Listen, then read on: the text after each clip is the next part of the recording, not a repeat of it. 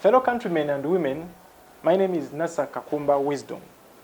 I have today written to the Chairperson Electoral Commission informing him of my intentions to petition the electoral body on the subject of reducing the members of parliament through a referendum.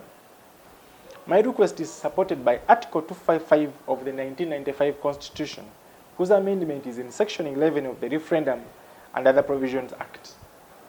In my submission, I have clearly stated that citizens are represented from Local Council 1 to Local Council 5. This means that what fails at Local Council 1 can be solved at Local Council 2, 3, or 5. All needed then should be one member of parliament to carry the views of the district to the National Assembly, but not having constituencies within a district. I also suggested that women members of parliament should only be 3 per the key 15 regions that formed Uganda, and should be elected from the district women councillors by the women councillors of the districts within that particular region. Imagine if the salaries of each of the district women members of parliament is instead channeled to women business groups in the district. Won't that empower more women? I also gave reasons why the army, the disabled, youth, workers, and the elderly should not be represented in parliament. In the document I shared with him, the country will only have 180 members of parliament from the current 529. This will then save the country over 10 billion shillings per month. I will need you to cause this to happen. We are to collect signatures from Ugandans as we will be guided by Electoral Commission to support our petition. And therefore, we need everyone.